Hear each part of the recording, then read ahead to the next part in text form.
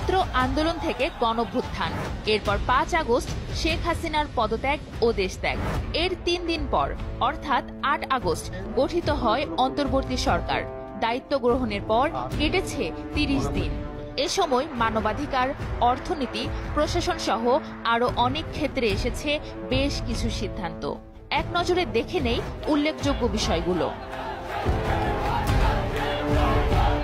ছাত্র জনতার আন্দোলনের দমনের জন্য করা সকল ফৌজদারি মামলা ও সন্ত্রাস দমন আইন এবং সাইবার নিরাপত্তা আইনে করা মিথ্যা ও হয়রানিমূলক মামলাগুলো প্রত্যাহারের সিদ্ধান্ত হয়েছে। জাতিসংঘের মাধ্যমে আন্দোলনে নিহতদের ঘটনা তদন্তের সিদ্ধান্ত হয়েছে। গুমের ঘটনা তদন্তে গঠিত হয়েছে কমিশন। এছাড়া গুম বিরোধী আন্তর্জাতিক সনদে স্বাক্ষর করেছে বাংলাদেশ। হতাহতদের পরিবারের দেখভালের জন্য ফাউন্ডেশন গঠনের সিদ্ধান্ত নিয়েছে সরকার। এছাড়া ডক্টর ইউনূসের অনুরোধে বিক্ষোভের ঘটনায় সাজাপ্রাপ্ত 57 বাংলাদেশিকে ক্ষমা করে দেন আমিরাতের প্রেসিডেন্ট। 6 আগস্ট দ্বাদশ জাতীয় সংসদ ভেঙে দেন রাষ্ট্রপতি মোহাম্মদ শাহাবুদ্দিন। 2 সেপ্টেম্বর জাতীয় সংসদের স্পিকার শিরিন শারমিন চৌধুরী পদত্যাগ করেন। 10 আগস্ট প্রধান বিচারপতি ওবায়দুল হাসান এবং আপিল বিভাগের 5 বিচারপতি পদত্যাগ করেন। একই দিনে প্রধান বিচারপতি হিসেবে নিয়োগ পান হাইকোর্ট বিভাগের বিচারপতি সৈয়দ রেফাত আহমেদ। তার আগে 8 আগস্ট সুপ্রিম কোর্টের জ্যেষ্ঠ আইনজীবী মোহাম্মদ আসাদুজ্জামানকে অ্যাটর্নি জেনারেল হিসেবে নিয়োগ দেওয়া হয়। 5 সেপ্টেম্বর প্রধান নির্বাচন কমিশনার কাজী হাবিবুল আওয়ালের নেতৃত্বাধীন নির্বাচন কমিশন পদত্যাগ করেন। 6 আগস্ট নির্বাহী আদেশে মুক্তি দেওয়া হয় বিএনপির চেয়ারপারসন খালেদা জিয়াকে। 28 আগস্ট জামায়াতে ইসলামী ও এর অঙ্গ সংগঠনকে নিষিদ্ধ করে জারি করা প্রজ্ঞাপন বাতিল করা হয়। 5 সেপ্টেম্বর সরকারের পক্ষ থেকে বলা হয়, বিচার শেষ না হওয়া পর্যন্ত ফ্যাসিবাদী দল ও জোট পুনর্বাসনের সুযোগ পাবে না। 10 ব্যাংক ও 1 আর্থিক প্রতিষ্ঠানের পরিচালনা পর্ষদ পুনর্গঠন করা হয়েছে। সাবেক মন্ত্রী, সংসদ সদস্য, আওয়ামীপন্থী ব্যবসায়ী, পুলিশ ও সেনা কর্মকর্তাদের অনেকের ব্যাংক হিসাব স্থগিত করা হয়েছে। ডলারের দাম আরও বাজার ভিত্তিক করা হয়েছে। মোবাইলে আর্থিক সেবা নগদের পরিচালনা ও ব্যবস্থাপনা পর্ষদ বাতিল করে প্রশাসক নিয়োগ দেওয়া হয়েছে। শেয়ার বাজারে বেক্সিমকো, লা মেরিডিয়ান হোটেল সহ 12 প্রতিষ্ঠানের অনিয়ম দুর্নীতি তদন্তে কমিটি গঠন করা হয়েছে।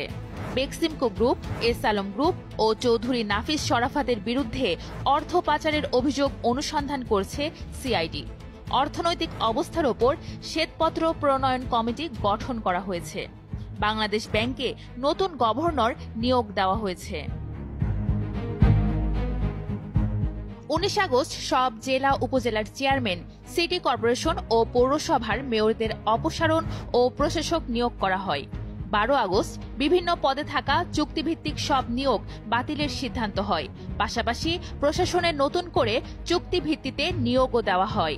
এছাড়া সব সরকারি কর্মচারীকে সম্পদের হিসাব দেওয়ার সিদ্ধান্ত হয় 1 সেপ্টেম্বর। জনপ্রশাসন ও পুলিশের শীর্ষ পদগুলোতে পরিবর্তন এসেছে। উপসচিব, যুগ্ম সচিব ও অতিরিক্ত সচিব পদে পদোন্নতি দেওয়া হয়েছে। এ সময় 25 ডিসিকে প্রত্যাহার করা হয়। সাবেক মন্ত্রী, উপদেষ্টা, সংসদ সদস্য, পুলিশ কর্মকর্তা সহ 24 জনকে গ্রেপ্তার করা হয়েছে। 4 সেপ্টেম্বর থেকে অস্ত্র উদ্ধারে বিশেষ অভিযান শুরু করে। বিদ্যুৎ ও গ্যাসের মূল্য এখন থেকে নির্বাহী আদেশে না হয়ে গণশুনানির মাধ্যমে নির্ধারণ করা হবে। বিদ্যুৎ ও জ্বালানি খাতের চুক্তি পর্যালোচনার জন্য গঠিত হয়েছে কমিটি। বিদ্যুৎ ও জ্বালানির দ্রুত সরবরাহ বৃদ্ধি আইন 2010-এর আওতায় নতুন কোনো চুক্তি হবে না। আন্দোলনে আহত ও নিহত ব্যক্তিদের পরিবারকে সহায়তা দিতে কমিটি গঠন করা হয়েছে। স্বাস্থ্য ব্যবস্থার বিষয়ভিত্তিক সংস্কার, চিকিৎসা সেবার গুণগত মানোন্নয়ন, স্বাস্থ্য ব্যবস্থার কাঠামো শক্তিশালীকরণে 12 সদস্যের বিশেষজ্ঞ কমিটি গঠন করে 3 সেপ্টেম্বর প্রজ্ঞাপন জারি করা হয়েছে। শিক্ষা মন্ত্রণালয়ের নির্দেশনায় মাধ্যমিকে আবারও ফিরছে বিজ্ঞান, মানবিক ও ব্যবসায় শিক্ষা। ইউজিসি চেয়ারম্যান এবং ঢাকা বিশ্ববিদ্যালয় সহ 7 বিশ্ববিদ্যালয়ে উপাচার্য নিয়োগ দেওয়া হয়েছে। শিক্ষার্থীদের বিক্ষোভের মুখে এইচএসসি ও সমমানের স্থগিত পরীক্ষাগুলো বাতিল করেছে সরকার।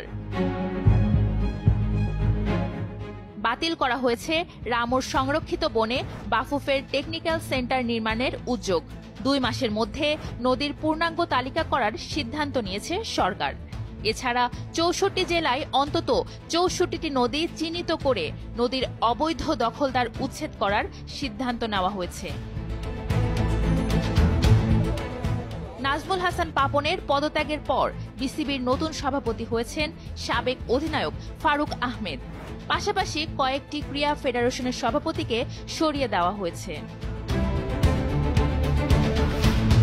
গণভবনকে জুলাই গণঅভ্যুত্থান স্মৃতি জাদুঘর করার সিদ্ধান্ত নেওয়া হয়েছে। জাতির পিতার পরিবার সদস্যগণের নিরাপত্তা অধ্যাদেশ 2024-এর খসড়া অনুমোদন দিয়েছে অন্তর্বর্তী সরকারের উপদেষ্টা পরিষদ। এর ফলে সাবেক প্রধানমন্ত্রী শেখ হাসিনা সহ বঙ্গবন্ধু পরিবারের সদস্যরা বিশেষ নিরাপত্তা সুবিধা পাবেন না। 15 আগস্ট জাতীয় শোক দিবসের সাধারণ ছুটি বাতিল করা হয়েছে। এছাড়া সরকারি অর্থে প্রতিষ্ঠিত রাষ্ট্রীয় প্রতিষ্ঠান বা স্থাপনার নামকরণের বিষয়ে আইনি কাঠামো ঠিক করতে উপদেষ্টা কমিটি গঠন করা হয়েছে। একই দিনে সরকারের সব পর্যায়ের সংস্কার কর্মসূচি গ্রহণ করতে সচিবদের নির্দেশ দিয়েছেন প্রধান উপদেষ্টা ডক্টর মোহাম্মদ ইউনূস। এমন আরও তথ্য পেতে ভিজিট করুন prothomalo.com/ভিডিওতে এবং প্রথম আলোর ফেসবুক পেজে। সাথে সাথে সাবস্ক্রাইব